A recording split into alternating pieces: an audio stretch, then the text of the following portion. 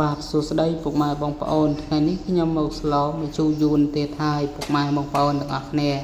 សារមុនគឺស្លោឲ្យភ្ញៀវហូមមកសារនេះគឺស្លោជាលក្ខណៈគ្រួសារហូបផ្ទាល់ខ្លួនបងប្អូនបាទជាដំបូងនេះគឺយើងចាប់ផ្ដើមកាច់វះយើងមកបងប្អូនបាទកាច់វះចាក់ប្រេងឆារបស់យើងដើម្បីរំលីងខ្ទឹមបងប្អូនបាទរំលីងខ្ទឹមសរបស់យើងឲ្យវាឈ្ងុយសម្រាប់ពុកម៉ែបងប្អូនថ្មីដែលមិនទាន់បានជួយចុច Subscribe Channel YouTube ខ្ញុំសូមជួយចុច Subscribe និងរូបកណ្ដឹងនឹងបានវីដេអូថ្មីពីខ្ញុំជារៀងរាល់ថ្ងៃនិងជួយ Follow Page ខ្ញុំម្នាក់មួយផងបាទអរគុណបាទឥឡូវយើងប្រេងចាប់ផ្ដើមក្តៅហើយយើងចាប់ផ្ដើមដាក់ជាមួយនឹងខ្ទឹមសយើងចិញ្ច្រាំម៉ត់បងប្អូនពូមីងបាទយើងលីងខ្ទឹមសជាមួយនឹងប្រេងឲ្យក្រហមល្អដើម្បីដួសខ្ទឹមសរបស់យើងចេញបងប្អូនណាដួសខ្ទឹមសយើងដាក់ក្នុងចានចង្កឹះផ្សេងមកគឺទុករោយពីលើសម្លម្ជូរយួនដែលយើងស្លឆ្អិតរួចហើយដើម្បីឲ្យវាមានរសជាតិឆ្ងាញ់ឲ្យវាមានរសជាតិឈ្ងុយឆ្ងាញ់បងប្អូនបាទបន្ទាប់មកយើងចាប់ផ្ដើមចាក់ឆ្អឹងជំនីជ្រូករបស់យើងបងប្អូនបាទសម្រាប់ឆ្អឹងជំនីជ្រូកនេះដែរគឺកន្លះគីឡូបងប្អូនបាទយើងកាត់ដុំតាម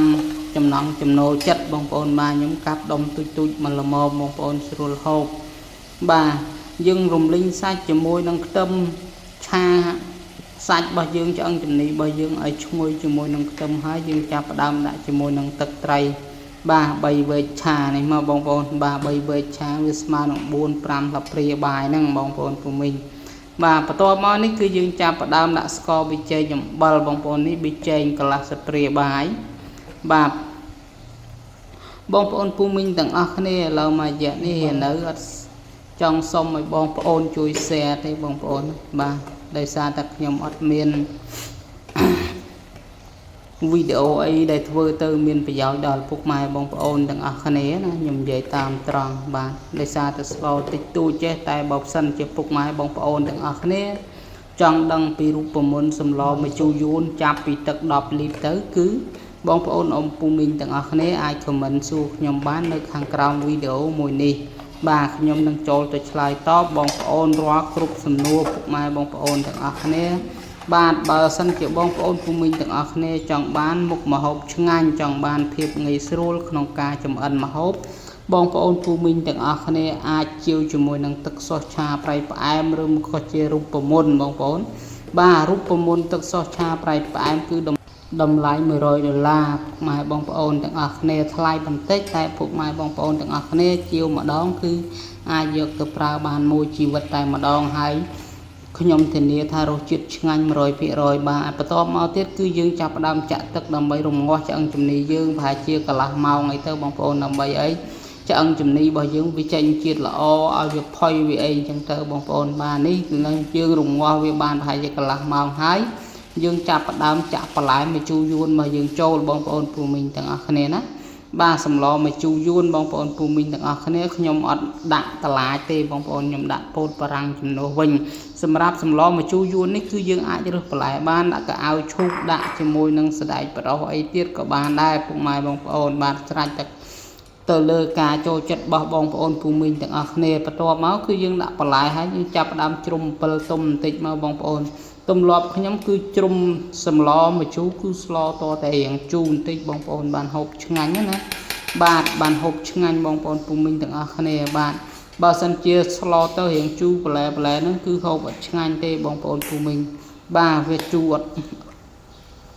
អត់ល្មមហូបជូរតិចពេកបងប្អូនបន្ទាប់មកទឹកសម្លយើងពុះហើយយើងទៅចាប់ផ្ដើមដាក់ពងទាចូលបងប្អូនបាទដាក់ពងទាចូលមកវាស្ទើរជូរយើងចាប់ផ្ដើមជ្រុំអំពិលទុំម្ដងទៀតបាទជ្រុំអំពិលទុំម្ដងទៀតមកបងប្អូនពូមីងទាំងអស់គ្នាបាទយើងជ្រុំដើម្បីរំងាស់បន្លែយើងឲ្យវាឆ្អិនបន្តិចបងប្អូនបាទរំងាស់បន្លែយើងឲ្យឆ្អិនបន្តិចចាំយើងដាក់ខ្ទឹមបំពងជាមួយនឹងជីម្ជូរយួនបងប្អូនបាទជីម្ជូរយួនមានម្អមមានជីនាងវងជាមួយនឹងជីរណាបងប្អូនបាទយើងហាន់ល្អិតណាឥឡូវនេះគឺសម្លយើងឆ្ងាញ់ហើយបងប្អូនសម្លម្ជូរយួនតតែយើងដាក់ជាមួយនឹងជីជាមួយនឹងខ្ទឹមបំពងអញ្ចឹងហើយទៅយើងភ្លក់ទៅដឹងឆ្ងាញ់បងប្អូនណា បើសិនជាយើងអត់តន់ដាក់ទេភ្លក់គឺអត់ដឹងឆ្ងាញ់ទេបងប្អូនភូមិមិញទាំងអស់គ្នា